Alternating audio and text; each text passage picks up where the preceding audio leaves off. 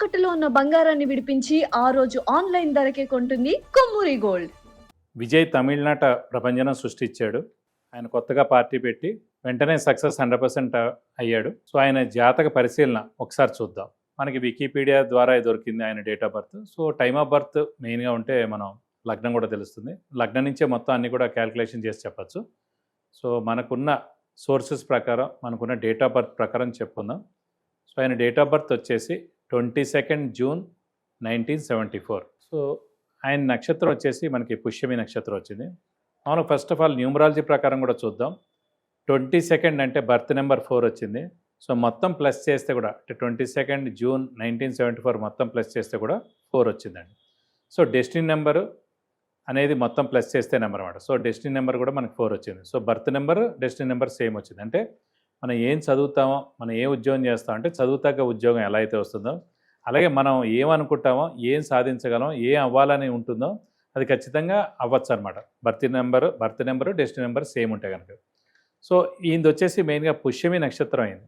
So మామూలుగా 27 నక్షత్రాలు పుష్యమి నక్షత్రం ఉంటాయి. అన్ని నక్షత్రాలు బెస్టే సాధారణంగా, కానీ పుష్యమి నక్షత్రం ఇంకొంచెం ఎక్స్ట్రాడనరీ నక్షత్రం అండి.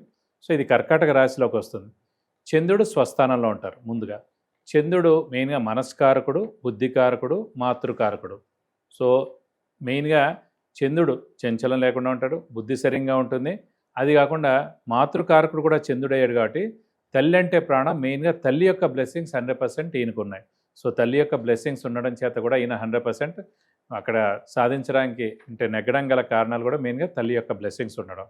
అలాగే మామూలుగా పంచానన యోగం అని ఉంటుందండి జాతకంలో. పంచానన యోగం అంటే కనుక మనకి 9 గ్రహాలు కూడా 5 రాసుల్లో ఉంటే దాన్ని పంచానన యోగం అంటారు. సో మెయిన్గా పంచానన యోగం ద్వారా కూడా ఈ బాగా సక్సెస్ అవ్వడం గల కారణాలు అయ్యాయి. ముఖ్యంగా ఈయన సినీ ఫీల్డ్లో సక్సెస్ అవ్వడం గల కారణం ఏంటంటే ప్రతి వ్యక్తికి శుక్రుడు అనే గ్రహం చాలా బాగుండాలి.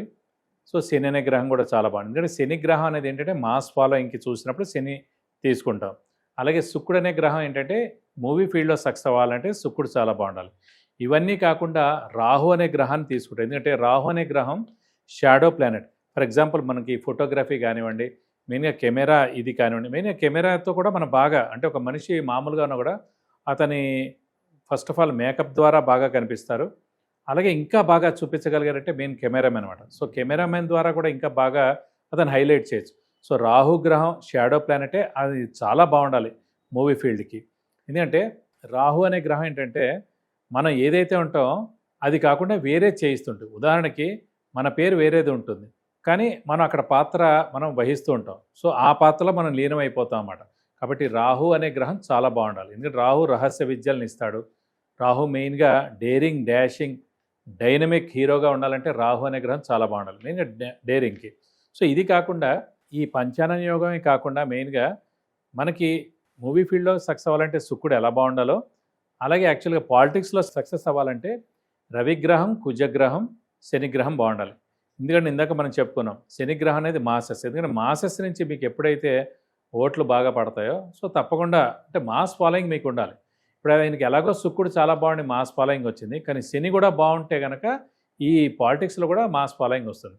శనిగ్రహం అనేది కూడా మెయిన్గా మనకి బుధుడితో కలిసి ఉంది. సో వాళ్ళిద్దరూ మిత్రులు, మిథున రాశిలో చాలా బాగుంది. మనం జాతకరీత్యా చూసుకున్నప్పుడు శుక్రుడు స్వస్థానంలో ఉన్నందుకు మనకి మాలవ్య యోగం అనేది ఏర్పడైంది. మాలవ్య యోగం అంటే ఏంటంటే శుక్రుడు అంటే మెయిన్గా లగ్జరీస్ కారకుడు. ఈ మూవీస్కి ఈ మెయిన్గా మూవీస్కి, అట్రాక్షన్కి, అందానికి, అలాగే జనాల నుంచి మెయిన్గా ఇతను చాలా బాగున్నాడు, ఇతనైతే బాగుంటుంది, ఇతను ఈ పాత్ర చేస్తే బాగుంటుంది, ఇవన్నీ కూడా శుక్రుడు అండి. సో అలాంటి శుక్రుడు చాలా బాగుండి కేతుతో కలిశాడు. కేతుతో కానీ రాహుతో కానీ కలిస్తే కనుక ఇంకా అది అంటే రాహు అనేది అంటే వైడ్ అనమాట, వైడ్ రేంజ్.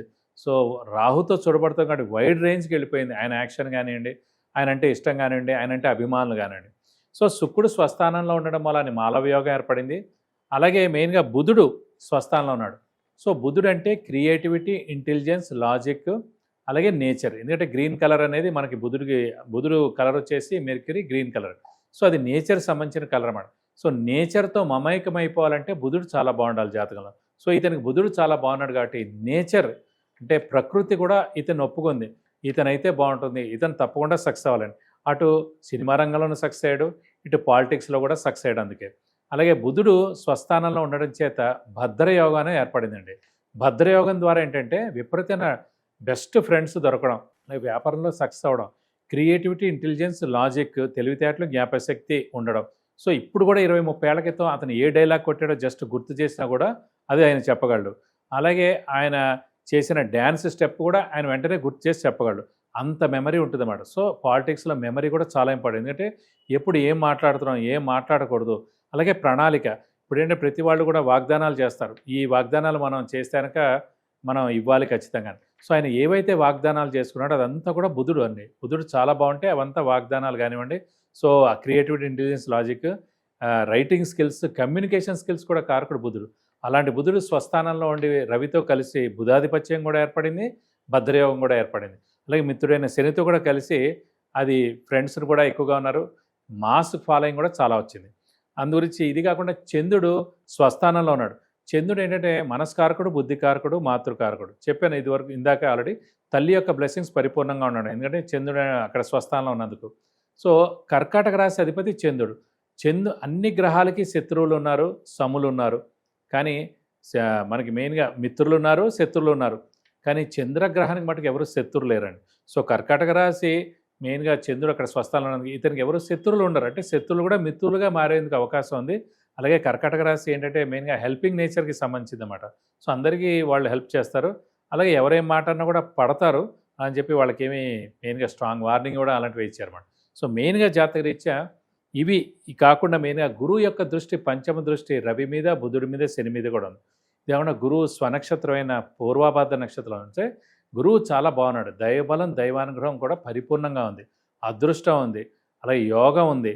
ఇవన్నీ కూడా ఇంకోటి అంటే చాలామంది అనుకుంటారు సరే చంద్రుడు కుజుడు కలిసి ఉన్నా కూడా కుజుడు కూడా చాలా ఇంపార్టెంట్ ఈ పాలిటిక్స్లో సక్సెస్ అవడానికి. కుజుడు అక్కడ నీచ స్థానంలో ఉన్నా కూడా స్వస్థానమైన చంద్రుడితో కలిసి ఉన్నాడు కాబట్టి నీచభంగ రాజయోగం ఏర్పడింది. అలాగే కుజుడు వచ్చేసి మనకి నవాంశలో స్వస్థానంలో ఉన్నాడు. So strength of the planet చూడాలంటే మనకి రాశిలో మనకి ఒక గ్రహం నీచలో ఉన్నా కూడా మనకి మెయిన్ నవాంశలో కనుక చాలా ఉచ్చలో ఉన్నా స్వస్థానంలో ఉన్నా కూడా మనం ఆ ఉచ్చస్థానం లేదంటే స్వస్థానం యొక్క రిజల్టే తీసుకోవాలి. సో ఆ కుజుడు కూడా మనకి 70 to 80% బాగున్నాడు.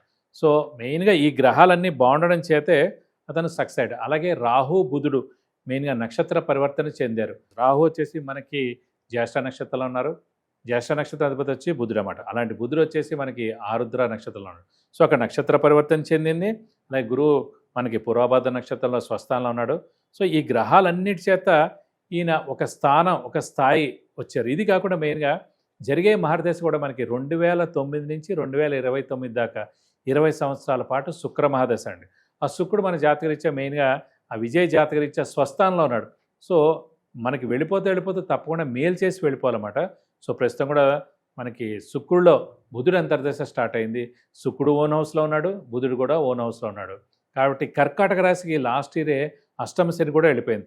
అందుకే లాస్ట్ ఇయర్ ఏప్రిల్ నుంచి మనం ఒక్కొక్కటి చూసుకుంటూ ఉంటారు. లాస్ట్ ఇయర్ ఏప్రిల్ నుంచి ఈయన సక్సెస్ అవ్వడం అనేది స్టార్ట్ అయింది. ఇప్పుడు పరిపూర్ణంగా ఉంది. నెక్స్ట్ మనకి జూన్ 2వ తారీఖు నుంచి గురువు ఉచ్చస్థానమైన కర్కాటక రాశిలోకి వస్తాడు కాబట్టి ఇంకా దైవబలం, దైవానుగ్రహం పెరిగి ఇంకా అంచెలంచెలుగా బాగా ఉన్నత స్థాయికి చేరి మనకి కేంద్రంలో కూడా కొన్ని హెల్ప్లు పొందడం, కేంద్రంలో కూడా ఒక మెయిన్ పర్సన్గా అవ్వడం, కేంద్రం నుంచి బాగా ఫండ్స్ తెప్పించుకోవడం, ఇతను చేసే పనులన్నీ కూడా సక్సెస్ అయ్యి కేంద్రం నుంచి కూడా తప్పకుండా మంచి కితాబు లభిస్తుంది.